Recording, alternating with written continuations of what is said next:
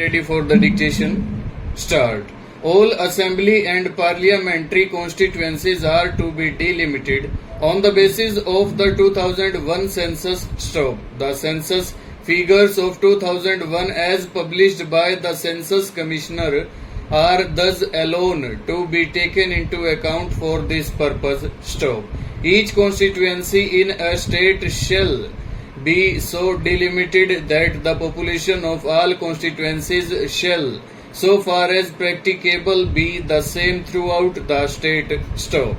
For this purpose, the total population of the state shall be divided by the total number of assembly constituencies in the state, and the state average per assembly constituency shall thus be obtained. Stop.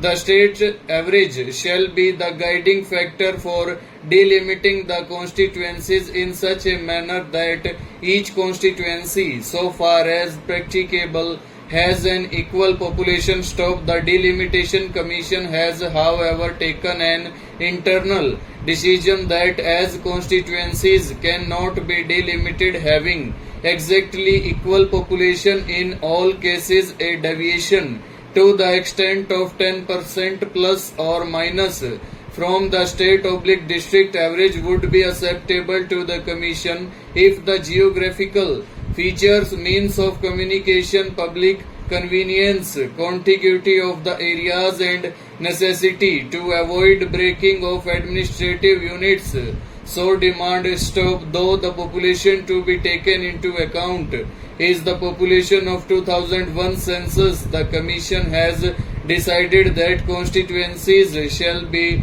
delimiting having regard to the administrative units, that is district, subdivisions, tehsils, patwar circles, panchayat samitis, panchayats, etc., as in existence on 15th February 2004. Stop.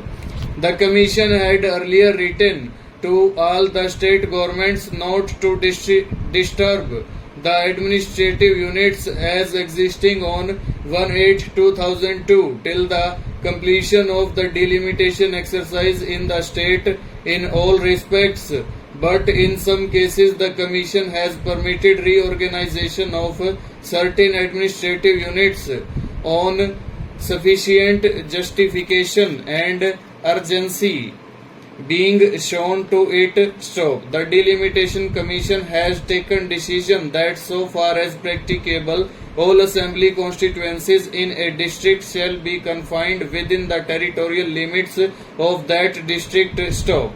In other words, an assembly constituency shall not ordinarily extend to more than one district. Stop.